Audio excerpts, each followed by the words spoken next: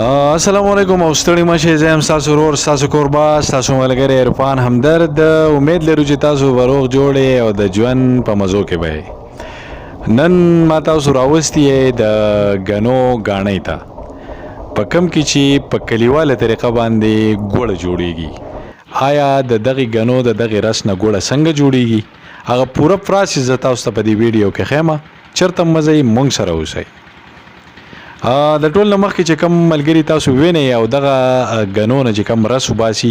دغه ته کوم غاڼې لګېدلې دا نو دي ته په خپل ژبه کې دی پیړ وای دی وس په دې ټایم کې پیړ کوي پیړ دې ته ویل شي چې دغه غنو نه رس وباسي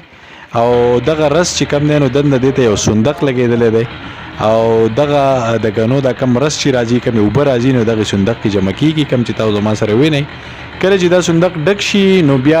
د دې سره خواته غټ یو کړی لګېدلی دی نو دغه کړي ته دغه اوبه ورپرېږدي نو دغه اوبه چې کم دی نو دغه پخیږي دې پسې د بار طرف نه اور لګېدلی دې ته یو کس ناسي چې لګاتار هغې پسې اور بلیږي او دغه اوس په دې ټایم کې چې کم دی نو دغه ملګری لګیا دی دغې نه خیرې غونډوي دغه هغه کس چې کم ناست دی دې پسې اور بلی نو دې ته دیو جوک وایي کم جوک په دې پسې ولي دا کس ناست دی نو دې پسې دغه اور بلی او دې اور بلولو ته چې کم دی نو دیو دغه کم کس چې بلی نو دې ته جوک مار وایي نو دا اوس لګاتار دې پسې دا اور بلیږي او کله چې دغه پور وخیږي کله چې دا کړی ګرم شي او دغه ګوړه برابر دغه اوبه پخې شي نو دې دا پور وخیږي دا راوخوټ کیږي مطلب او دغه پور چې کله وخیږي نو په دې کې بیا 10-15 منټ ټایم وي دغې نه بعد بیا دغه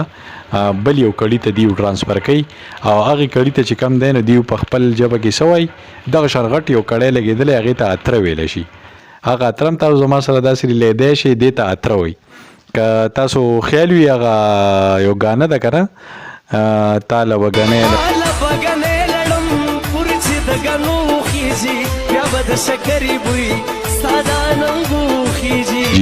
چل به درته زده کم په اتره کې د چکو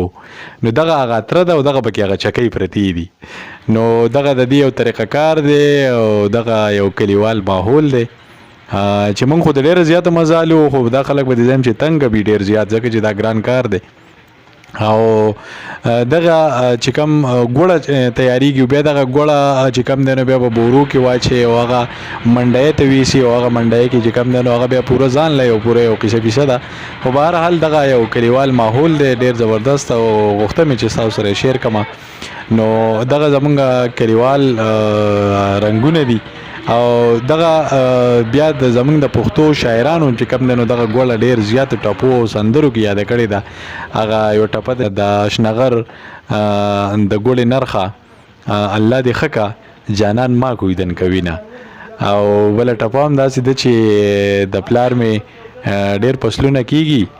او دا ځل به ګوړه ستا واده له خرڅومه نو دغه هغه کلیوال ماحول دی او ډېره مزه هم ترې واخیسته ډېر خوند یې وکړو غوښته مې چې دغه زه ستاسو سره شیر کړم تاسو هم را سره وینئ نو امید لرو چې ستاسو به خوښ شوي چېرته هم چې ښاد آباد اوسئ بریالي اوسئ او موږ په خپلو دعاګانو کې یاد ساتئ د الله په امان